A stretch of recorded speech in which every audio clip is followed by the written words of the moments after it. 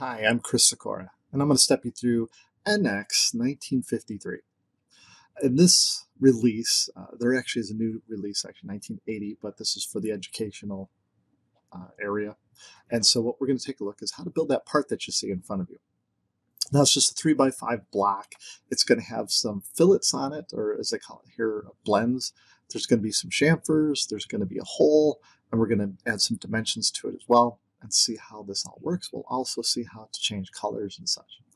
Now, first of all, what you'll see here on the left, you have the it's called the Part Navigator here, but some companies call theirs the browser feature tree. Basically, it's a roadmap of everything you do historically. This is a history-based, not necessarily, you're not stuck in a history-based modeler. You actually have flexibility here. It's like a hybrid. And so basically, it's not as important necessarily, depending upon how you model things. This is also a parametric modeler, but it doesn't force you to be parametric.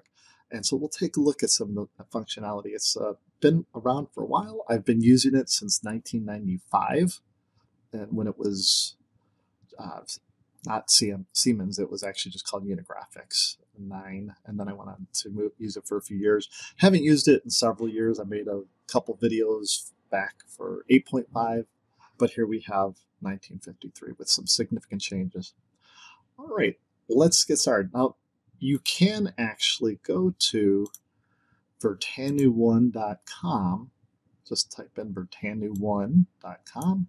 And from there, you could go to instructional manuals, and you'll find my old 8.5 manual. It still is relevant to some extent. They did swap out the sketcher, so the sketcher works considerably different than it did back then, but there are some significant similarities as well.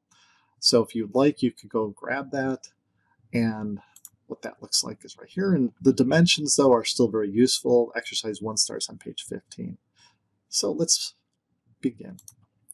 Go to File, New. And when you go to File, New, you'll see you have your filters for models, assemblies, sheet metal, things like that. We're looking for model, and we're going to do it in inches. I'm here in the States, so select inches. There's metric, though, in there if you like. Set it to, for name down below here, capital E1 for exercise 1. Now, I already made an E1, so I'm going to call mine E1C because I've actually made it a couple times just to practice it out a bit. It's been a long time since I've used this. And then you could select the folder. You can go with the default one if you like. As you can see, this is Student Edition 1953. Go ahead and hit OK. Now, with the new sketcher, what's really neat here is you go to Sketch, and it brings up front, top, and right planes, very similar to other softwares out there, which I really like. In the past, you would select the planes down here, which were much more smaller, and did the same thing though. But go ahead and select the front plane, because that's one we're going to sketch on, and hit OK. It should orient us automatically to where we're parallel to the screen. And now you'll see the sketch tools up at the top. This latest release, everything was done for optimization. Now this sketcher that we're looking at actually came out in the 1926 version, and it is in there, and you could activate it if you like. I actually think it's really nice. I do like it better than the old version. There's no looking back as far as I'm concerned. I've read blogs where people are like, oh my gosh, they shouldn't have changed it, but I think it's really nice. So I'm going to go ahead and stick with it. So let's go, and you'll see rectangle. Now go ahead and click on rectangle, and you can see there's different methods of making a rectangle by 3 points from a center, or by 2 points, and then you have the input through coordinate mode or parameters mode. I've tinkered with both these. I really like them both. I'm going to go with parameters mode. Now what's this? You just click, and right away it gives you, like, you could click, and then you could type in the value. So it's, again, all for efficiency. The width, we want it to be 3. Hit Tab on your keyboard, and go ahead and type in 5. You don't have to type in the decimal place or anything like that unless there is, precision like that. Go ahead and hit Enter, and you'll see it will generate it. Now make sure that your pointer's in the upper right there, just in the event that it does have the ability to float. See that? I can float it down, but I want it up here. So click, and it should put the dimensions in automatically for you. And now these are set to the ISO International Standard, which is just fine for this. Okay, now what we're going to do is we're going to go to the finish up here, And let's extrude that. Now to zoom in and out, I'm just using the middle wheel. Okay. Now, once you zoom in a little bit there, we could go and find extrude. You click on extrude, you'll see there is actually a drag handle. You can drag it out if you like, or you could type in an explicit value. Let's go ahead and select 0.5 and hit OK. And so we have our solid. Now to rotate the solid, your middle wheel, if you depress it like it's a mouse button, so again, the middle wheel on your mouse, get it in the center of the screen, hold it down, move your mouse left, right, up and down. Pretty much works like most CAD systems out there for the most part. Now, if you hold shift in the middle wheel, drag it left, right, up and down, it pans. Control zooms in and out.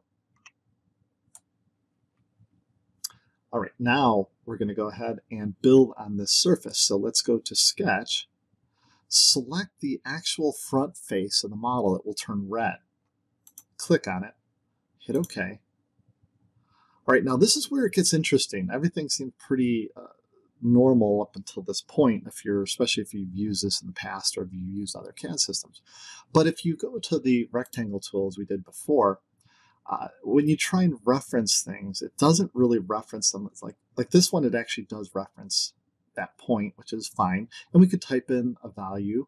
But let's say you want, instead of typing in values, let's say you want to actually have it relate to another edge. If you hover over these edges, you'll see that it doesn't align to those other than the horizontal and vertical intersections at the origin. This is your origin right here, the Z and X. But let's go ahead and snap to that and click. Now move your pointer to the upper right. Now what you have to hit is the I key for include. And then hover over and let's try that again. I enter. And when you hover over, actually, it does snap typically, and it will wake those edges up. And in my case, it actually isn't. You know what, I think I didn't want to click just yet. I'm going to hit escape. Let's try that again. I for include. There, we can click on that edge, and this edge. Now, go ahead and hit OK, and you'll see those edges highlight. Now, another method you could use if you forgot how to use, or let's say you forget how to use the include button, you could use the project over here and select those edges, and then you'd be able to associate them with the rectangle. But let's go back to rectangle here and snap down that point. And then look at that, you can now assign to that edge. It's not automatic, so just be aware that's where it's a little on the interesting side. Okay, so we got the width at 3. Actually, we want to click. Now we're going to add a dimension because I wanted it to relate to that edge. So if the width of the base part below it if we ever change it, we want this to update as well. So let's now go to the dimension tools. Now, the dimension tools you'll see are inside here, and you can select from a variety of options in there, but I just like hitting the D button. Actually, hit escape, then hit D, and then select this line right here. Now, over on the left, I have place automatic. That is not default, so you could set that up, and it automatically positions it where it's centered there, which is really nice. You could go ahead and close this and now drag it. Now, most of you would think you should be able to double click on it. It brings up the value properties. So in this event, what you want to do is right click, and you want to go ahead and set this to convert from reference. And now you can double click and change the value. So we'll change that to 1.5, hit enter on the keyboard, and then you could go ahead and hit escape. And you can see the dimension is constrained. Let's now go to finish, and let's go to extrude. And it will extrude 0.5 by default because that was what we put in earlier. You can leave it at that. And you do have Boolean. It's set to unite. That's inferred, and that's fine. We actually want it to unite. But you could make them 2 separate volumes if you want it. But we're going to leave it as is. Just hit the green check. Now, the software does leave the sketches out like that. And you could hide them with the right click, but let's leave them up for a little bit yet. Now let's go and we're going to go ahead and go to Sketch, select this face here because we're going to put a hole in. Now, let's go to I. Actually, cancel there. Let's go to the hole tool. Now, the hole tool, you'll see you have simple, counterbore. I like to select show shortcuts, and then you could actually see what they look like there. Counterbored, countersunk. It's very easy to read, quick and efficient. Now, the hole diameter, we're going to leave it at, go ahead and type in 0.75, and now we get to specify a point. And from here, you'll see normal to face, body, subtract. Just hover over the surface there and you'll see actually what looks like the whole preview. Go ahead and click and you'll get some dimensions. Now, all you have to do is go ahead and you click on the dimension you want to change, like right here, and we want this to be positioned 1 inch off that top edge. And you can hit tab. And then the next thing it brings up is that's the diameter, I believe. Oh no, we're good. Let's hover over this one, click on that one, and that's going to be 1 inch. Hit enter. And then the hole diameter is already set at 0.75, so actually we don't need to adjust that. All right, and now that's positioned. So it's positioned 1 inch off the left edge, 1 inch off the top edge. Hit OK, and our hole is in position. Now let's go to Edge Blend, which is basically a fillet. Now go to that tool, and you'll see you have, and I really like this, they have G1 or G2 for curvature continuity. We actually want just tangency. And let's set it to 1 inch for the radius. Select this edge. You'll see it turn red as the preview. And then over here too, click, hit OK. And let's now try chamfers. Go to chamfer. Chamfer is just an angle. So click on chamfer, set it to 0.125, and make sure it's set to symmetric. But you know you will have the ability to go asymmetric, offset angle, things like that. Now select this edge right here and this edge here. And I do appreciate the preview of everything else turning transparent while you can see the feature that you're applying. Go ahead and hit OK. Now rotate this around to the backside like so. Again, I'm using the middle wheel. I'm pushing it down and holding it down as I move my mouse left or right. Go to shell, and we're going to make this a thin-walled part. Set this to 0.06 for the wall thickness. Now select this back face here, select this face here, and that face there. Go ahead and hit OK. All right, now let's go ahead and just hover over the blue edges of those lines if you want to hide them. You could right click, and there's a little eyeball there, hide, or Control B, fast key, works well there. Okay, so there's how you could model the part. Now let's take a look at changing some colors and things like that. So right click and go to notice under Orient View you have trimetric, isometric, top, front. We're gonna stick with, I like it. Let's go with isometric, or the N key on your keyboard is the fast key. Okay, now right click here, and we're gonna go to rendering style and go to studio. All right, studio gives us a vanishing point. Notice how it actually has the vanishing point, or perspective is what it's called. And so it looks more realistic. And we can zoom out just a little bit. Now, hover over the edges of this chamfer. You'll see them both, this is the same feature, they both highlight.